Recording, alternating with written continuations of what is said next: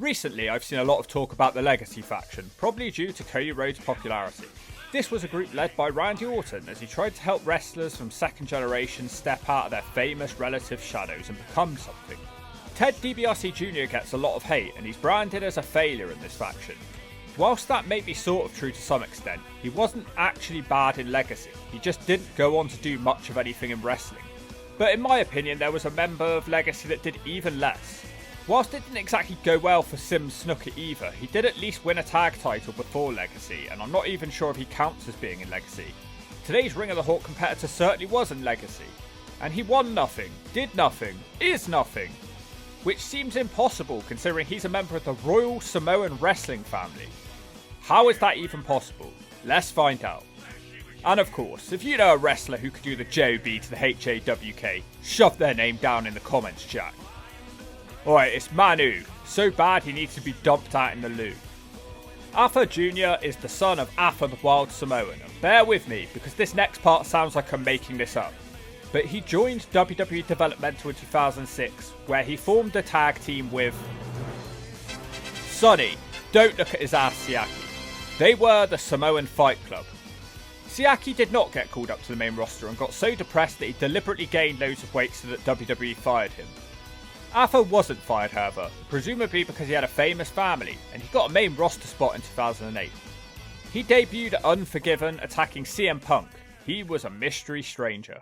Match 1 Raw 6-man tag. Legacy, which is Manu. He really doesn't look like he fits here, and Cody Rhodes and Ted DiBiase. Manu actually gets to cut a promo where he runs down Randy Orton and brags that his father is also a Hall of Famer. They aren't teamed up with Orton yet, but he's clearly interested in the group. They take on Crime Time and Kofi Kingston. I'm assuming Manu will be the powerhouse of this group. His first involvement is hitting Kofi on the outside of a shut up or I'll smack you one. He joins the match legally now with a hard slam and a running diving headbutt for a 2. He then hits another slam and leaves. Manu does get a blind tag in later against Shad Gaspar and he quickly hits a throw into a neck breaker for the 3. The crowd do not react to this finish and they're not impressed. Now that being said, he did more than DiBiase, so he wasn't the worst man on this night, so it's a C for this debut. Not terrible and left the Hawk wanting more. Match 2 Raw 6-man tag. Manu, Rhodes and DiBiase, who are now being called Priceless. And they take on Kofi Kingston, Jerry Lawler and Charlie Haas, who is pretending to be Jim Ross. God, I'm getting flashbacks to Oklahoma. Manu demands to start this one with Kofi. Quickly, Manu aggressively knocks him down. He's unable to slam Kofi and gets drop kicked away so Cody can tag in. This match is nothing. DiBiase beats Charlie Ross with a leg sweep. Manu did nothing here, completely forgettable. Save me, Roman! Match 3, Raw, 8-man tag. CM Punk, Rey Mysterio, Kofi Kingston and Evan Bourne take on Rhodes, DiBiase and Manu. And they team up with a big red machine Kane. Manu starts with Evan Bourne, which seems to confuse Kane. He gives Evan a big back elbow, but his suplex is reversed and Rey is in. Evan helps Rey to kick Manu out of the ring. Evan follows him out there with a dive. This sets everybody with dives off, it's like a modern day spot match. Manu responds with a big back suplex on Bourne for a 2. Bourne fights him off and tags Punk, who springboards into the ring with a clothesline. Punk hits the knee in the corner before distraction allows Manu to sweep out Punk's leg and tag out. Manu does rejoin the match, does a spinning toe hold on Punk, but he reverses that into a 2-count pin before Manu sort of slops into him to keep the advantage. Manu tries to return to the match later on, but Bourne won't let that happen as he crossbodies him out the ring and once again dives on the Samoan. Kane beats Kofi with the choke slam. Man, this already feels like it's getting worse on a match-by-match basis. Why even debut this guy if he's going to do nothing? It's an S. Match 4, 6-man tag. Priceless, who are now no longer even getting an entrance, and they take on Carlito, Primo. And wait, Carlito gets to cut a promo where he says that Manu looks like a complete idiot. Then it's revealed they're teaming up with CM Punk. Nothing happens until Manu pulls down the top rope to send Carlito out the ring. He considers and ponders doing a dive, but that would be too exciting for him. Instead he tags in with Carlito and hits a scoop slam and a running, charging, diving headbutt. One more slam and he tags DiBiase. We need to see Manu in a singles match because he's just not getting enough time to stand out. It's all pointless, CM Punk wins for go to sleep on DiBiase. This one doesn't look like it's getting out the shove it zone anytime soon. Save me, Match Roman! 5 Raw, 8-man battle royal for a shot of the IC title. It doesn't start well as Manu stands around looking confused. You'd think that a Samoan savage would thrive in this type of environment. Well, I'm pleased to tell you that he can actually claim an elimination in this one as prize. Match 6, Raw. Well, next up, I do get my wish as Manu is in singles action. Unfortunately, it's against the Animal Batista versus Manu. This poor fucker, he's not even had the chance to build up any victories against weaker opponents, and now he has to face Batista. Maybe there aren't any weaker opponents. Randy comes out to watch this probable car crash. Manu does manage to land an early throat thrust and some weak attacks. Batista blocks his back body drop and attempts a powerbomb, which somehow Manu reverses into a Samoan drop, which I'm completely okay with for 2 reasons. Batista gets back up, so Manu hits a spinning heel kick for a 2. Surprising start so far. Manu sends Batista shoulder first into the ring pole, but the only move he has to follow up with is a nerve hold. You ain't beating Batista with a nerve hold. Batista fights out of the hold and clotheslines Manu in the corner.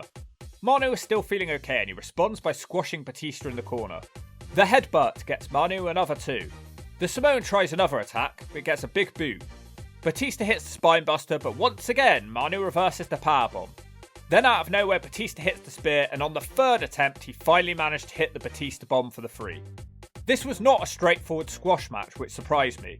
There were a couple of flurries which caught my attention. It's a C. I highly doubt we're getting better than this. Match 7, Raw Tag Match. CM Punk and Kofi Kingston take on Rhodes and Manu. Orton is still watching the second generation crew. I think he's slow. Manu gets in against Kofi and barges him down. Weird moment now where Manu tries to throw Kofi out, who gets stuck. But Manu can see that he's about to skin the cat, but he still has to pretend that he hasn't noticed. Kofi sends him from the ring and dives on him. It's Cody Rhodes to the rescue though. Later into the match, Manu slams Punk and hits the headbutt for a 2. Cody comes back in with an axe handle smash. The Samoan returns to the match with a splash to the back of Punk. It feels like all Manu ever does is scoop slams and splashes. Manu tries to do something more interesting now, but unfortunately he misses his back senton. Punk's been isolated for a while, but he finally tags Kofi.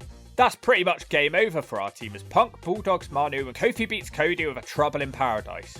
You can't be too hard though, as Punk and Kofi are the tag team champions, apparently. It's an S.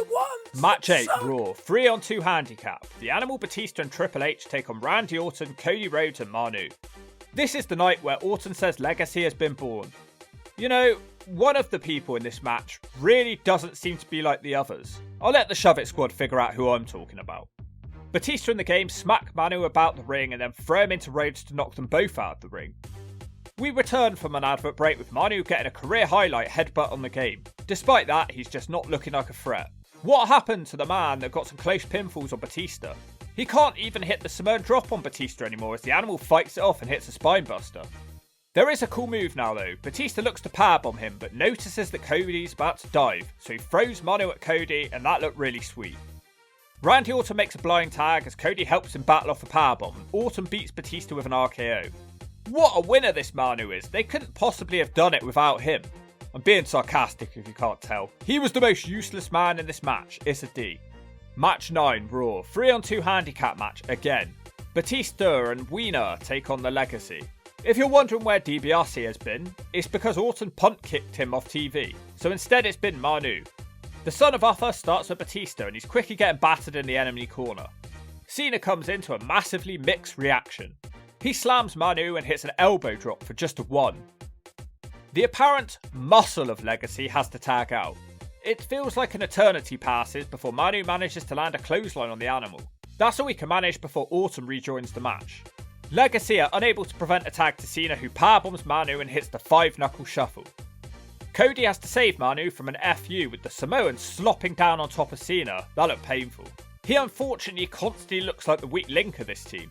Anyway, Batista is about to win with a powerbomb when Orton throws Manu into them to break up the bomb. Orton then ends up being DQ'd when he starts gritting his teeth and going nuts and punt kicking Batista. This is appalling. It's yet another S. Match 10, Raw. Kofi Kingston versus the man called Manu. The crowd are in silence. Nobody cares about this guy. He looks like a gone-off tub of butter. Kingston quickly drop kicks the butterball down. Manu frantically swings time and time again until he does land a clothesline.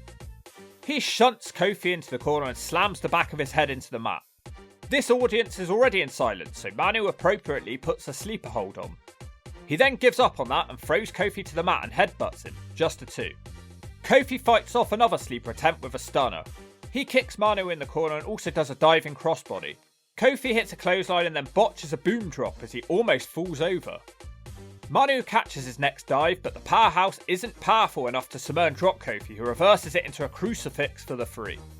Well, that sucked. This might be the most worthless run of all time. Now at this point, Sim Snooker begs to join the group, presumably because Manu needs competition for the worst member of this group. Orton is unhappy with Manu's performances and agrees that Sam Snooker might have a chance. I don't blame him, this is appalling. Orton then moves on to make an insane statement that Legacy are going to be bigger than Horseman, DX and Evolution. He says anybody who loses their match has to be kicked out of the group. Well, here's some foreshadowing. Match 11, final match, Raw. Manu, who doesn't even get an entrance, takes on Matthew Hardy. Manu quickly slops him down and tries a desperate pin, but it won't be enough. He moves on to hit a punch to the gut and a clothesline for a 2. A scoop slam gets him another 2. As Manu puts on a submission, the crowd are groaning and coughing with tiredness. Matt fights out of it and sends Manu out of the ring. Hardy dives through the ropes with a dropkick. Matt brings him back to the ring with a neckbreaker for a 2. Then out of nowhere, Manu connects for stun gun. This guy is so devoid of personality. The diving headbutt connects to get him a 2 count for the 4th or possibly the 5th time. Manu comes close again now, almost knocking Matt Hardy out of a sleeper. Then he randomly just releases the hold. He somehow gets 2 more 2 counts off of that. Manu connects with the scoop slam and desperately tries to figure out what to do next. He ends up deciding to try a middle rope moonsault, but misses it. Wow, I had no idea he was capable of one. Matt Hardy knocks him down a couple of times to complete silence. The side effect connects, but never beats anybody. Manu fights off a second one and almost wins with a roll-up. Manu then no-sells a diving axe handle and takes Matt down with a neckbreaker for his 50th 2 count. The 2 counts just keep on rolling with a Manu dropkick. These 2 guys are moving so slowly, why is this match still going? Manu squashes Matt a couple of times, but it doesn't help as Matt Hardy hits a twist of fate out of nowhere for the 3. Game over. Well, at least Manu tried, but it still wasn't that good. He was slow and lacking in emotion. The crowd couldn't give less of a turd, it's a D. The man called Manu was last seen at the start of 2009. Ted DiBiase returned and Manu stupidly thought that Manu, Sooker and DiBiase could take out Randy Orton together. But it was all a trick and DiBiase and Rhodes were actually with Orton and they beat up Manu and Snooker and they were never seen again. Good. Look, this run wasn't very good. I do think Manu was probably capable of a bit more than we actually got to see here. It's no excuse though for his lack of emotion, lack of charisma and lack of anything remotely interesting. I really hope Jacob Fatu doesn't go this way, but from what I can tell, the WWE seems to be pretty high on Samoans nowadays. Manu was supposed to be a powerhouse, but he rarely powered anybody. To be honest, he didn't even actually look that strong or intimidating. Or even wild like his dad was. Maybe he got neutered. Whilst I ponder if he was taken to the vets or not, let's shove him in the zone, because Manu sucked and it's appropriate that he started out this run with Sonny Siaki, because this run sucked his ass, and if you don't agree with that, I'll smoke you like grass.